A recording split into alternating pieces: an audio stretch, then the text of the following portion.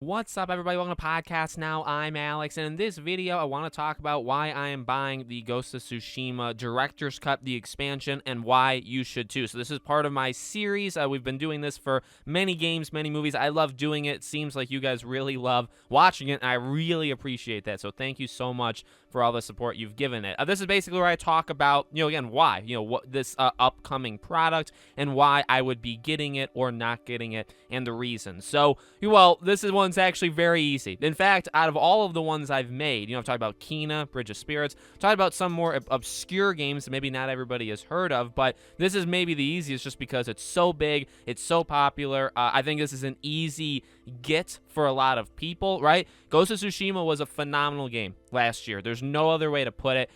You could have the debate, and I've seen the debate amongst people of, is it better than The Last of Us Part 2? Without getting into the drama there, I loved the game to death. I love Ghost of Tsushima to death. It really, to me, put Sucker Punch back because I really thought they took a lot of steps backwards with Infamous Second Son.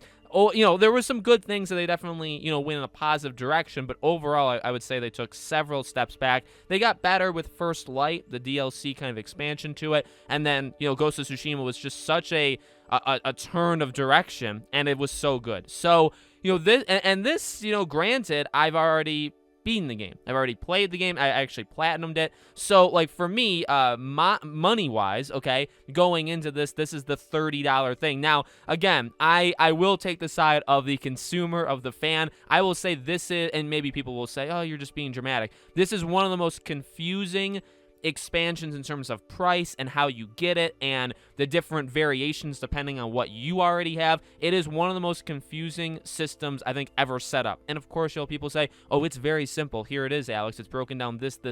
Yeah, I know what it is. I've actually explained it in videos before, and I know how I'm doing it, right? I know I have to spend an additional $30 to get it on PS5. But I'm saying, from what I've seen online, I've gotten comments and messages to me, literally messages saying, Alex, how do I do it? Or what am I looking to spend? Like, how much am I going to have to spend? So people are confused. I think overall people are confused. But besides that, there's nothing negative, I would say, about this. I'm really looking forward to the Icky Island, the Icky Island expansion, Icky Island DLC.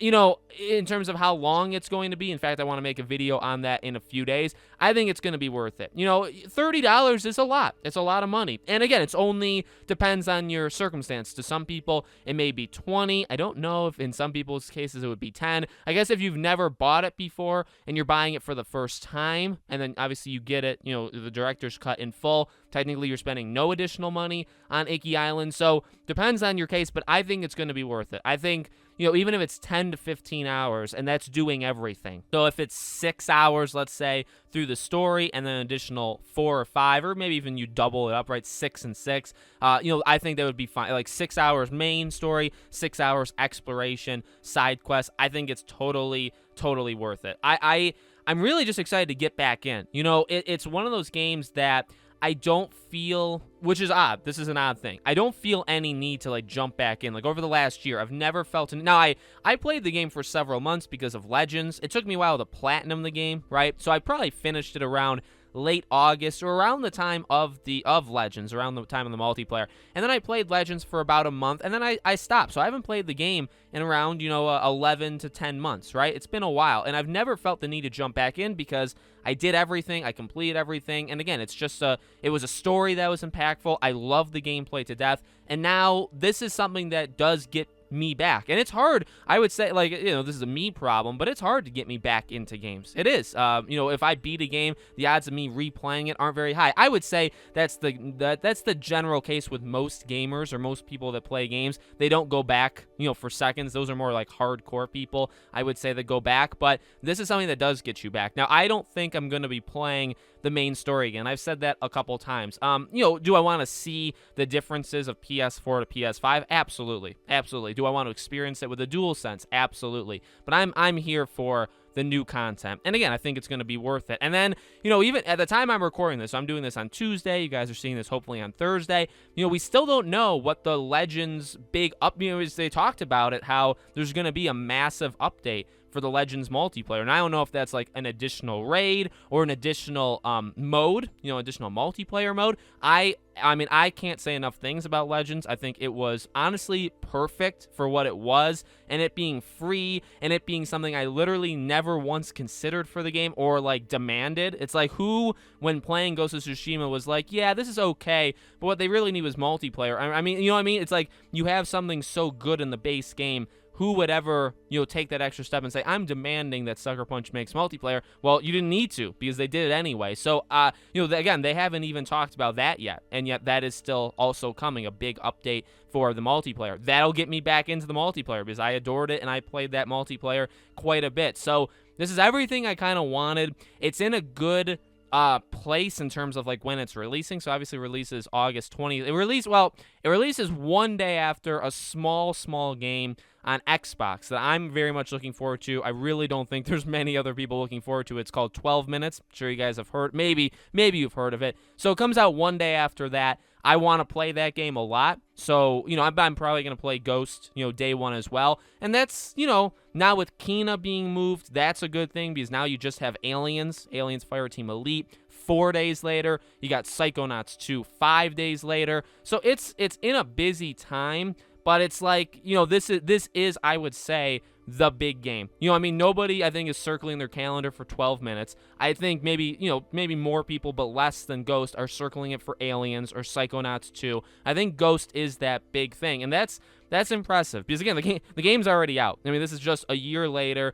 Obviously, yes, enhancements and new stuff, but the most of it, 60-70% of it has already, kind of come out. And yet this is, I would say, the big August release. It's awesome. I'm so proud, almost like they're my children, right? I'm so proud of Sucker Punch for what they did. I really am. I am so impressed, because I think they're a top-tier development studio. I did not think that before Ghost came out, because of Infamous, and just because I wasn't sure on Ghost, like if it was going to be incredible or maybe it would be disappointing in some ways, but they 100% nailed it. I can't wait to see more from them. My biggest concern, not even part of the game, is just I hope this didn't slow them down. Because I want Ghost of Tsushima 2 as quickly as possible. No rush, but I want it as quickly as we can get it. And if this is all they've been doing over the last year, which I don't think it is, but if this is all they've been doing over the last year, and now they're going to start Ghost of Tsushima 2, now we have to wait 4 more years to get the next game. Whereas if this didn't come out,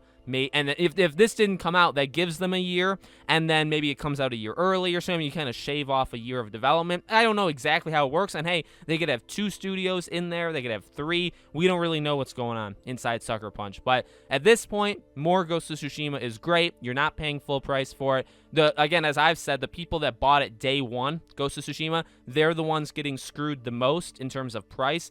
People that bought it like me day one, that's upgrading to the PS5, we are spending more than anybody else, because we're going to spend $90 at the end of the day with everything. Whereas if you waited for a sale, it's less. If you're doing it just for PS4, it's obviously less, because you don't have to do the $10 kind of upgrade to next gen. So, that's I guess a negative, but it is a negative, and I don't like how they've done it, but I'm proud to give them my money, because I want to go back into this world. So let me know what you guys think in the comments below.